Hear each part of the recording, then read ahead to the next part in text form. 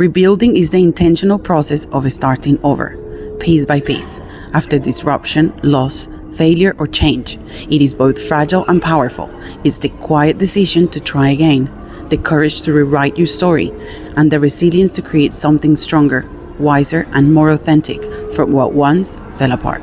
This podcast is a space for those moments, opening real conversations about personal growth, real estate, business, motherhood, and everything in between. Because no matter who we are, life will always ask us again and again to rebuild. Hi, Kavita. Hi, Diana. So nice to see you. And you. Yeah. I have really been wanting to meet you in person since we met on the phone. So thank you so much for agreeing to doing this. My pleasure. These kind of conversations that are so needed. So diving directly into it, for anyone that doesn't know you. So, from editor-in-chief of Cosmopolitan Middle East, wow, to parenting coach. What was that turning point that made you get here? And tell us a bit more of what you're doing now. Well, I mean, my turning point is no different from any other mother's turning point. You know, I had my son, and I got Cosmo at the same time. I was doing Hello before that, and I thought I was okay. But then everything changes, right? When you give birth, you die. You're also reborn. I had a really hard time with parenting. I had a lot of postpartum depression, and no one even told. I mean, it's every woman. It varies in degree, but every woman goes through to a certain degree. Yes. To a certain degree, goes through it. Yes. You know, 99.99. Most women go through, but mine was quite chronic. I couldn't be in the same room as him.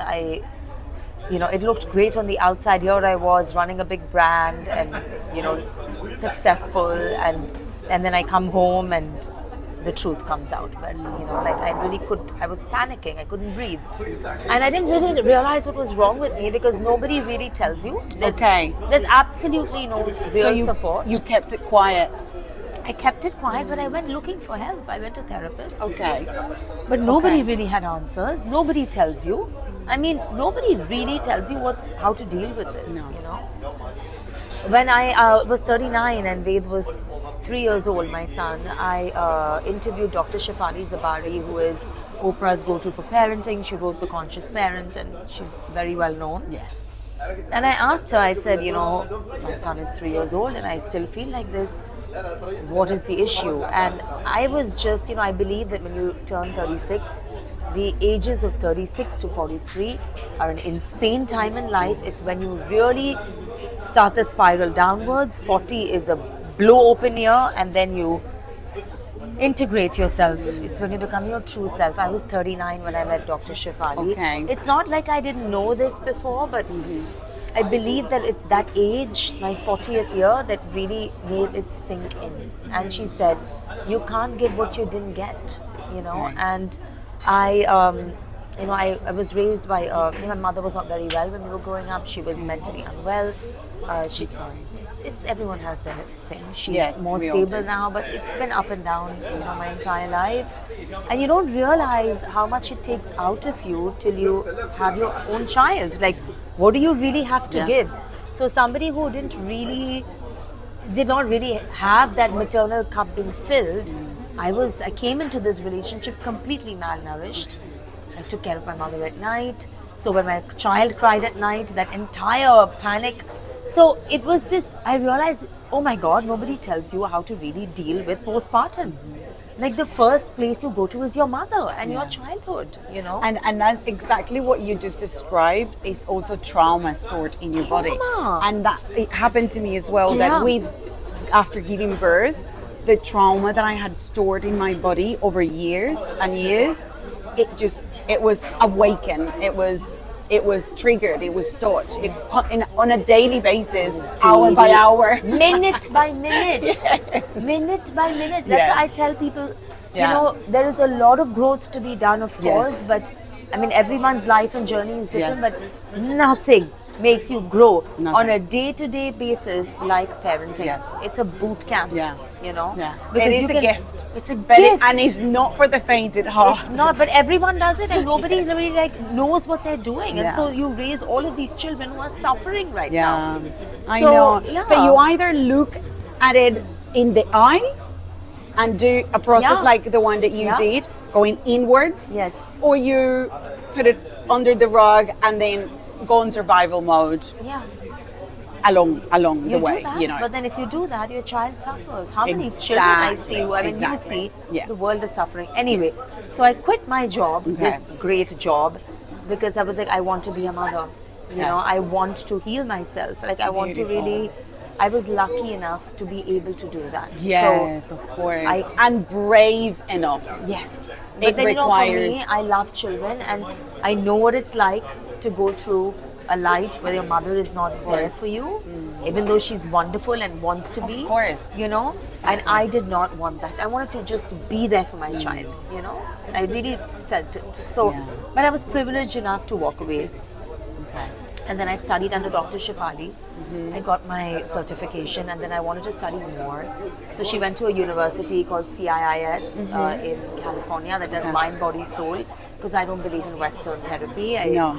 It's just there's no healing to it, you know. And so I applied, I got in, and I finished my master's in holistic psychology, and I started working with parents and children.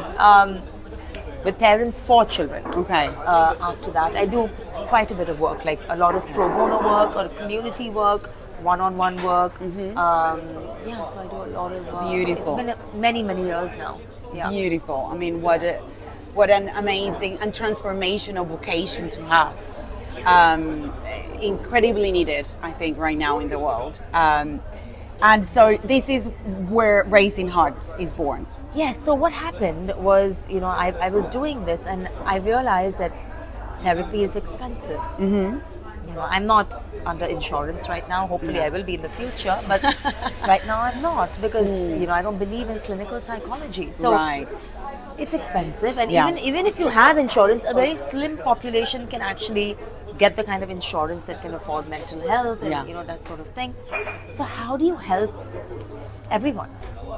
You know, so I started this free parenting community called Raising Hearts, and because I believe that we're hearts before we're anything else, you know, so I want to raise our hearts first. So I provide a lot of, like, I did a lot of free workshops, I do a lot of support, a lot of, you know, talking to people and helping them on a day-to-day basis, connecting them.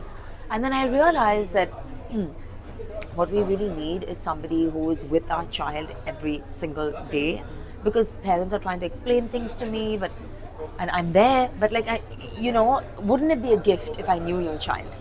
Right. If I knew who you are and who your child is, and then we were in this together. Right. So you couldn't In a way. separate them. You found okay. In a way that is affordable also. Okay. Right? Okay. And I realized the only way parents can afford this is through education. Right. Because it's covered. Of course. You know, it's a part of your budget. And then your child is around this adult every single day. You know, and the adult knows your child, and then you can really impact a child. Yeah. You know, these regulated teachers and adults, and Yeah. like me with my work, can really impact children and families and help them, and parents will trust me because I spend time with their children. Yes, right? of course. So that's where this all came about, and then I got very passionate about this, and then I realized that nothing really works until you can do it in a way that is child-led. Right. And does everything really support that? Okay. Because there's so many stipulations on how you should be educating your child, Okay. and how does that work? And so, as you know, I'm in the process of Yes.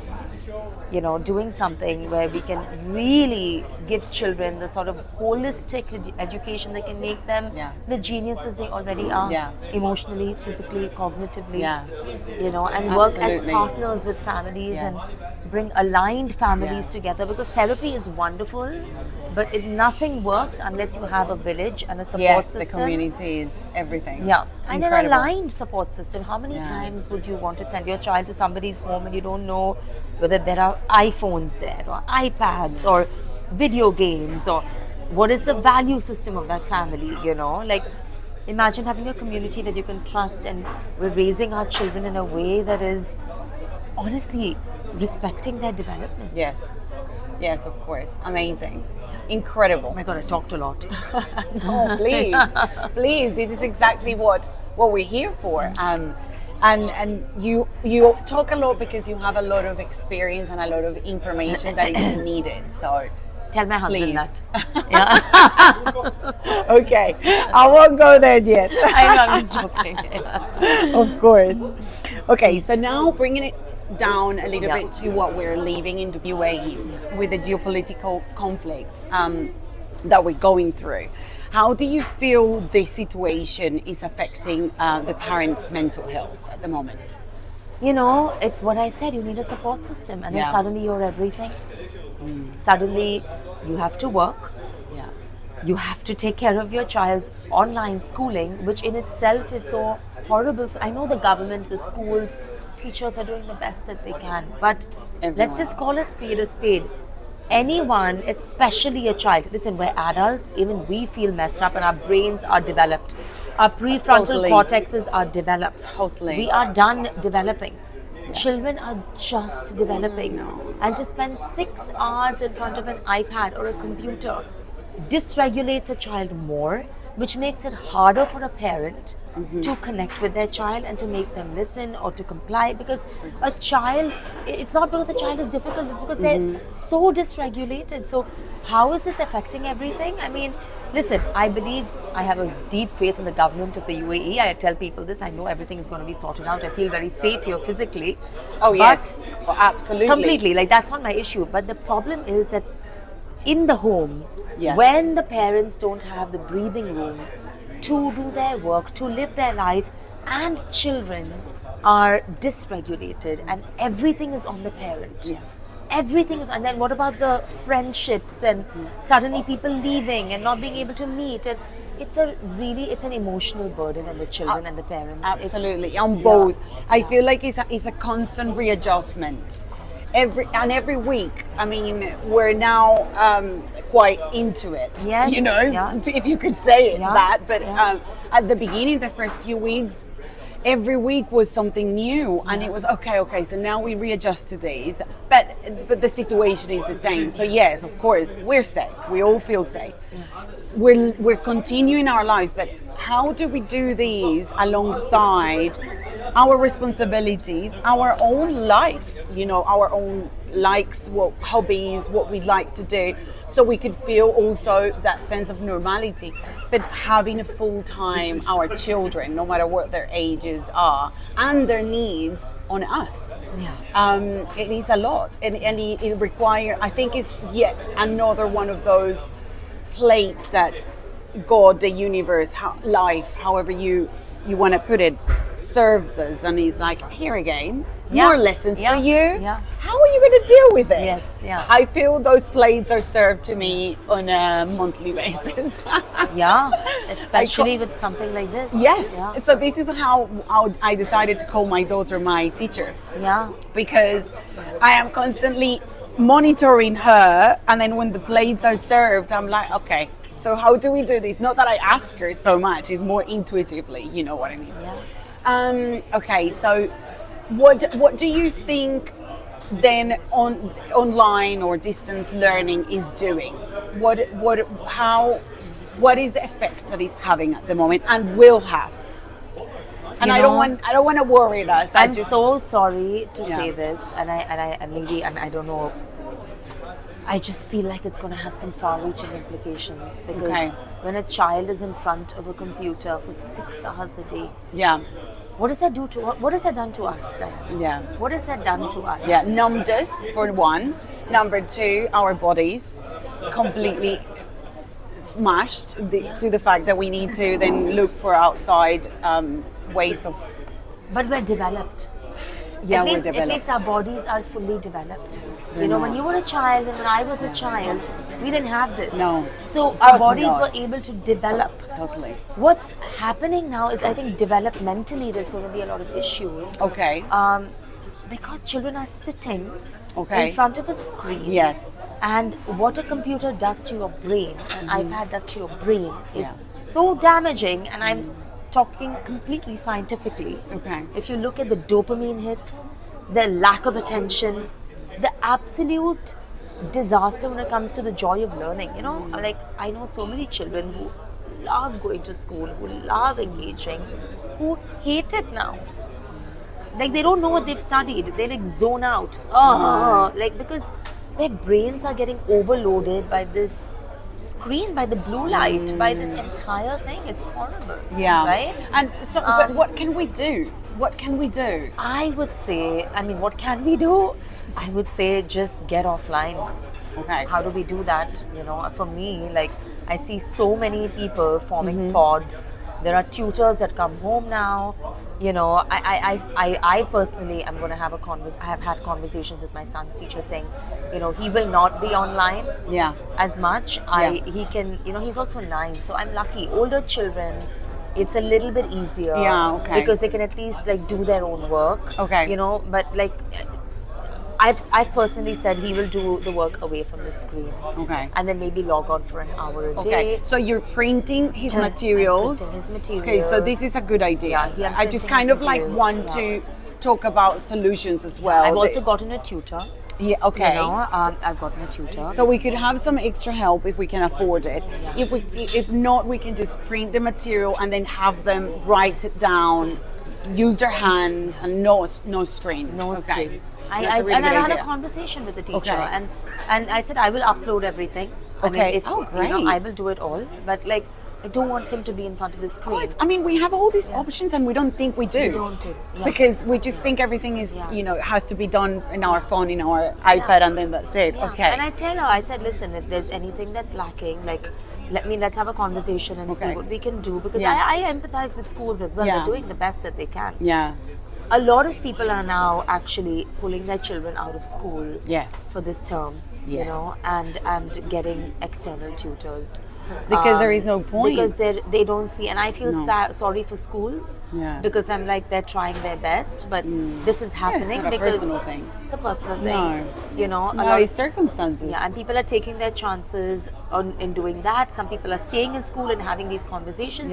Others are just letting their children do the online. But so many of these parents, like I see the children now in between classes playing games, chatting with each other, going on YouTube. Because parents are not in the sitting in the room at the same time, so the danger is beyond online learning. You're giving them a digital universe, which is very scary. You know, of course.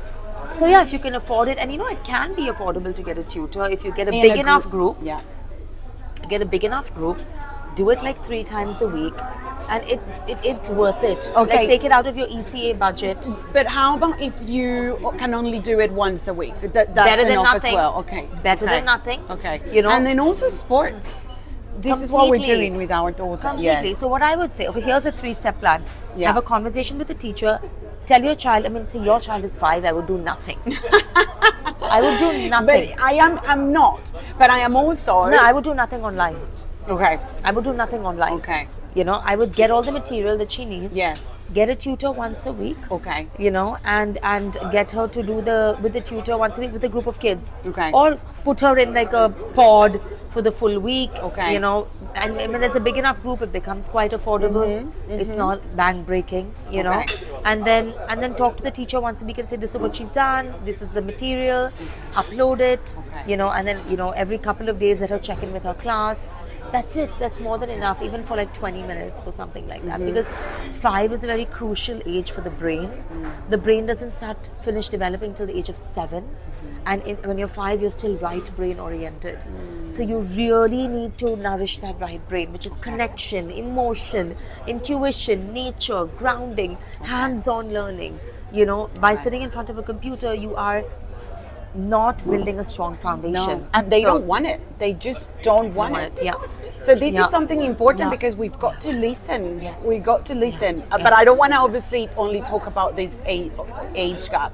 But something that has worked with my daughter specifically is taking breaks, active breaks. So we're lucky enough to have a trampoline in our garden. So I have to do obviously everything with her. So we go into the trampoline and we jump for 5 minutes, 10 minutes. If I do 15 minutes, it's a win. But even if we play with her dolls there, but we're doing movement, the body is resetting. We can go for a little walk around the block in her scooter. So getting out, not just going to the park, which we can do then in the afternoon, but in between the online sessions, I think active breaks have been really important. For a 5-year-old, nothing. Okay. And I'm sorry, I'm being very, because it's just like, Please should be no screen time. Okay. There should actually be 0. Okay. You know, it's like, but like 7 onwards, you know, this is fantastic. You know, active breaks, you know, walking away from the screen, getting blue light glasses, you know, one of the things that I do with my son, like I make the iPad black and white. Okay. Oh. I make it black and white because then the What does that appeal do? of like browsing is not there. Ooh, You so know? that comes with color? Yeah, I mean, you can make your iPad black and white. You can make your phone black and white. But the what you said that They can function. Why do they need color? okay. So having color makes us want to keep on Yes. going. Oh, okay. Try it that's what with I your wanted phone. to- Try it with your phone. Make I your will. phone black and white, I and you will. don't really want to look at anything. Like the desire goes away. Okay. You know, so make Incredible. it black and white. Okay. Like the dopamine hit goes down. The desire to do anything goes down. So 7 and above. Okay. 8 and above, when you're in front of the screen, Yeah. do that. Yeah. You know, and you know, you can't even disable YouTube because they need it for school. You know, so it's a big problem for me. It So is. ideally, pick 1 or 2 classes. Say this is what you want to do. Print out the materials so they can check it once a day if they want. Talk to the teacher. Have regular meetings with the teacher, and then get a tutor as many times as you can afford in a week. You know, with a group of kids. I mean, I do this. I connect a lot of parents with tutors and do all of this. So, like, if that's necessary, get in touch. You know, my neighborhood, excellent teachers are available at affordable prices. So they can actually learn something and also get some like connection. As much Connection, as yeah, with other possible. kids. Yeah. Yes, they really need it. I mean, we go with our daughter specifically. We go to the community park within our community. We have several ones, but there is one in a specific we always go, and she now knows those neighbors. Amazing. So she's having that 2-hour kind Amazing. of in the afternoon. Amazing. So we're dealing with it in a really good way, and Yeah. she only does check-in and phonics Amazing. for 10 minutes. That's Yeah. But I can see though sometimes my husband, it can be like, are we doing a little bit more? Do we need to do a little bit more? So this is why I really wanted to speak to you and get to learn. But this is obviously only my daughter is very specific age and everything. I think in general, what you're giving us is pure gold. Only just to talk about it and recognize it and know, okay, I can do something different. You know, we've got options. So You know what that's else I great. want to tell parents? Yes. Stop stressing about education so much. Like, oh, is my child going to be behind, and is he going to suffer, she going to suffer? Like, I'm like, children are so smart. Like, if you don't want to do anything, just do nothing for 3 months. Just do nothing. Like, do nothing. Like, do the bare minimum. Yes. You know, because when they get back on track, they will just flourish, and you can always amp it up. I have gone through periods in my son's, like during COVID, I just I just dropped the ball. He was only 4 and 5. Oh, okay. You know, I just dropped it. I was like, I don't really No care. care. You Yeah, know, of just course. be happy. And I think what people forget is what we can never get back is our emotional health. What is so hard to get back is emotional health. Academics, schooling, all of these things can be taught and learned so easily and fast if you're emotionally in a good place. So if you find it difficult, just drop the ball for 3 months. If you want to get a tutor once a week and just do sports, do it. Or even which I am doing also, but I am lucky enough because I can do flexible hours. Is consciously setting up some more time during the day, not just to do the homeschooling, because again, for her age, I have to be there present with her, do it with her, but also just to play with her, or even if it's only once a week, taking her to that park, which she does every day anyway. But if I can be there for her, it also regulates me. I leave my phone at home, and I just do it. That was exactly where I wanted to go next to talk about, because emotional resilience for me is what I actually feel has gotten me through life. I had many other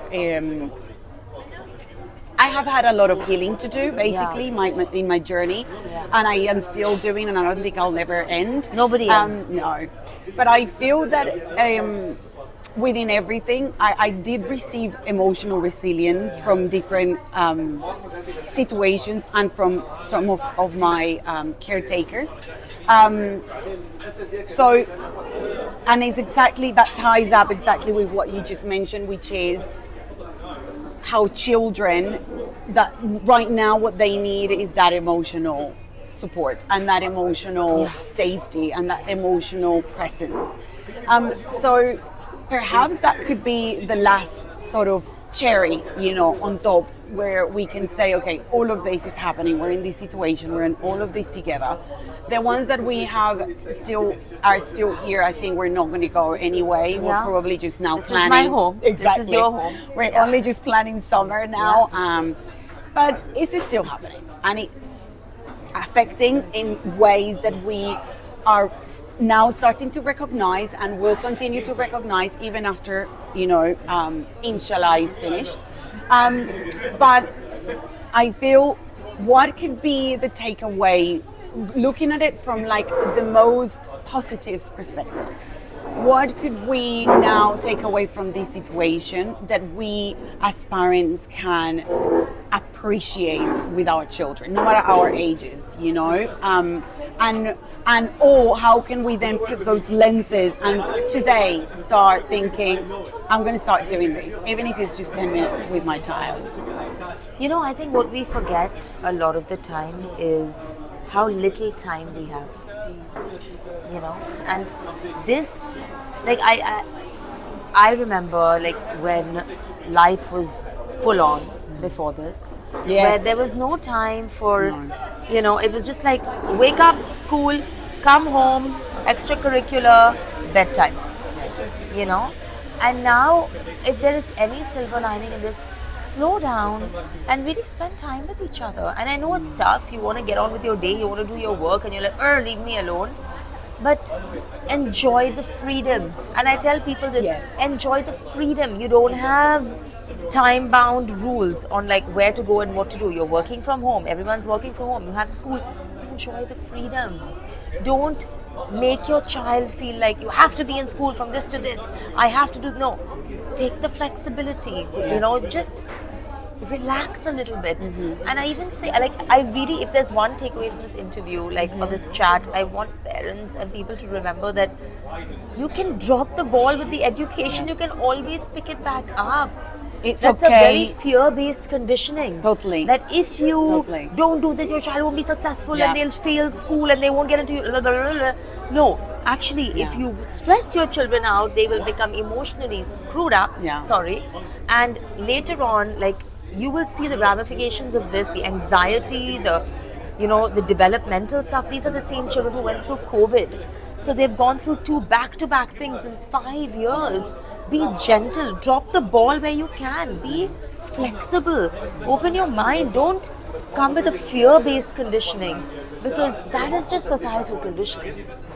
Take this as a reset, right? Yes, freedom. And that it is okay also to have better days and bad days. Yes. And that if we get a bang, an alarm, and that really shakes us up. It's also okay to close the door, go into the bedroom, reset, do whatever it is that we need to do, and then come out and go for a walk with them and connect. And there is always connection. It's just connection and the freedom to just be in a space and with each other and not really have like this, like, Like, you know, we don't need to live our life by a timetable. No. We don't. That's you know, so true. just unplug a little bit. And I know we all have work. Not all of us have flexible hours. Yeah. I understand that, but there is freedom in that as well during this time. You know, and so drop the ball. Your son doesn't or daughter doesn't want to do writing today. Let them be. You know, oh, my child is lazy and indisciplined. No, they're not. Like, no labels. children no are so labels. sensitive. They feel energy so strongly. Yes. There is a heaviness in the air right now. Yes. There is a heaviness. Give them some grace. Let them just be a little relaxed. You know, one of my favorite movies is Life is Beautiful. Have you seen that movie? Yes. Yeah.